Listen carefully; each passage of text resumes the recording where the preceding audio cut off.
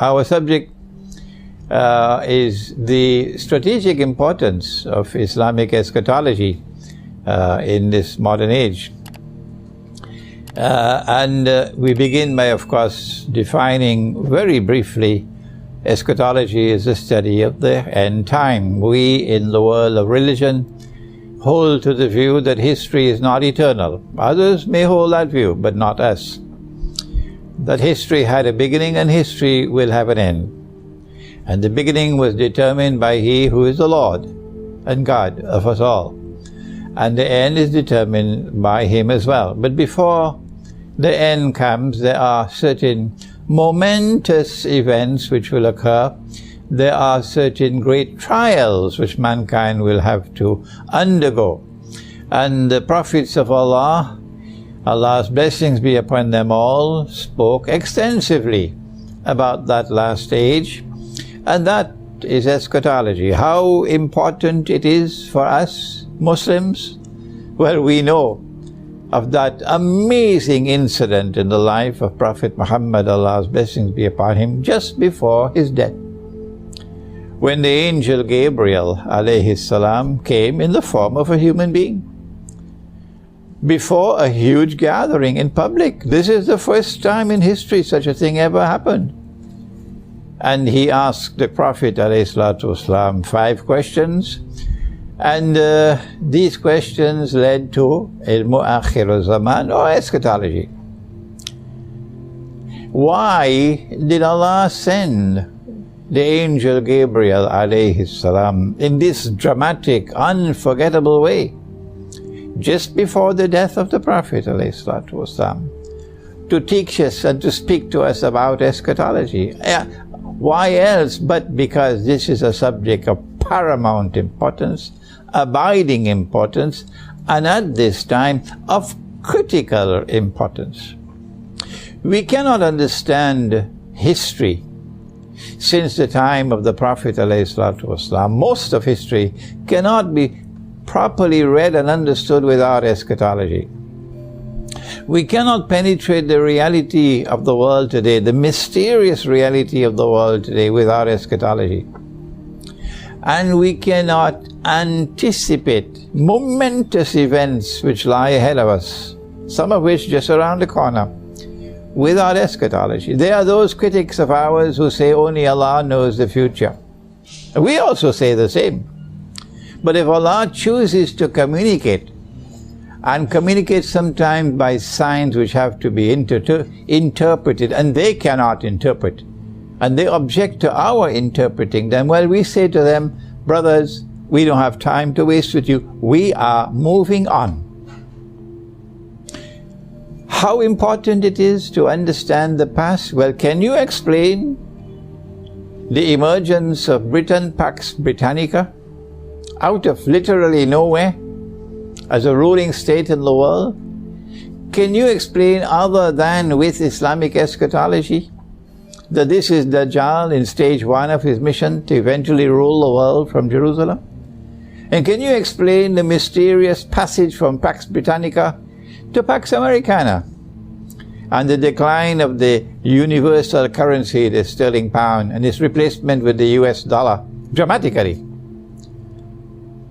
The US dollar is the new universal currency. Can you explain the United States of America emerging as a successor to Britain as a new ruling state in the world, with a mysterious relationship with Israel and the Holy Land? Can you do it other than with eschatology? No, you can't. If you have an explanation, we love to hear it. And now, can you explain the reality of the world today? That we are now located on the brink of a pit of nuclear fire, other than with Prophet Muhammad, Allah's blessings be upon him, and with the Quran. That is how important is this subject. There are those who are comfortable in being a member of a sectarian movement. I am Barelvi, and I am Deobandi, and I am Salafi, and I am this, and I am that, and I am Tabligh. Well, we say to such people, well, when we offer general knowledge, by all means you can come and listen. But the Quran was sent لِقَوْمِ يَتَفَكَّرُونَ. The Quran was sent لِقَوْمِ يَتَفَكَّرُونَ. It was sent to a people who not only think, but who think things out. And so when we want to teach, we want those who would think. Unfortunately, our sectarian brothers allow others to do their thinking for them. But I welcome you to this gathering because you are a people who want to think. And Islamic eschatology is a subject which requires thought. If we are to spend just a few minutes on looking at the critical importance of eschatology for understanding the reality of the moment in which we are located and in anticipating what is to come, I would like to direct attention to the parallel that Britain did not relinquish power for United States to succeed without a great war. And it was that great war which broke the back of the British pound, the sterling pound. And so the US dollar might be flying high. The US dollar may be commanding its position of strength in its attack on the Russian ruble. And they may be laughing at how the ruble is falling in value, and they are laughing that they are bringing Russia to its knees. But no, not at all. There's someone else who is laughing. And that's Israel around the corner is also laughing. Because Israel knows that if a big war takes place, or what the Christians call Armageddon, what the Muslims know of as the Malhama, if the Malhama takes place, if the great nuclear war takes place, Israel knows that that's going to break the back of the US dollar. Finish. The monetary system will collapse. I think Russia also knows that, which is why Russia is not backing down. If you want to war with Russia, we will wait. We will be prepared to respond with war. We are not afraid. And Russia, I believe, knows that once the war takes place, the monetary system will collapse, and goodbye to the US dollar. Israel wants that big war because Israel knows that a post-Malhama world is a world in which Israel has a chance to dominate over mankind. Israel wants to succeed the United States with a Pax Judaica to replace Pax Americana. Why? Because of eschatology.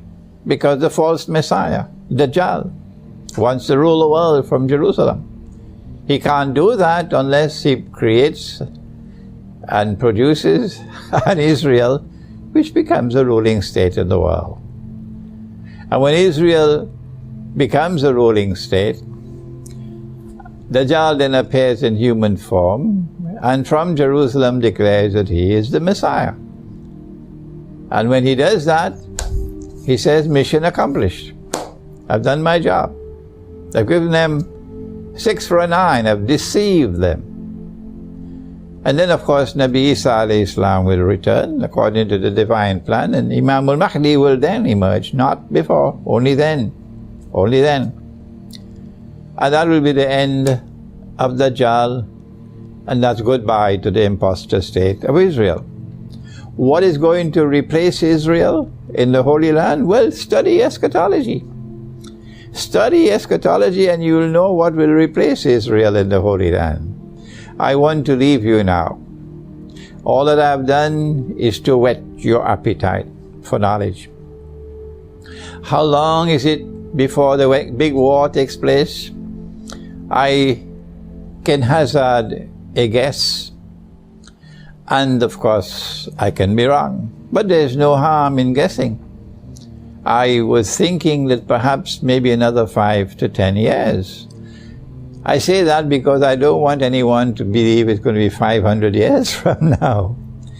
Maybe another 5 to 10 years, and most of mankind resident in North America in particular, and in Europe in particular, are going to die. Is it not valuable for us to have some advance warning of some catastrophic event that's going to take so many lives, particularly when our own lives will be in danger? The Salafi can continue with their eternal criticism of your brother Imran Hosein. We're going to move on. Yes, it is important for us to have some advanced knowledge. And this is what eschatology does for us. It allows us to anticipate what is to come. It is possible that Israel does not know when the Great War will take place, and the United States and NATO do not know, and Russia does not know, but Dajjal knows. And Allah can send information to us in the last part of prophethood which now remains in the world, but nobody talks about it. Nobody talks about it. They don't even know that there's a single part of prophethood still remaining in the world today. Yes, it is. The Prophet ﷺ said that prophethood is comprised of 46 or 47 parts. Nothing of which remains in the world after me except one part. And that one part is true dreams and true visions, and good dreams and good visions. And there are many around us now, many who are now seeing in their dreams and visions that the Great War is around the corner. Is it not time for us to prepare for it? Is it not time for us to devote ourselves to a very careful study of eschatology? And I pray that Allah may bless your efforts with success. Thank you. Wassalamu alaikum wa rahmatullahi wa barakatuh.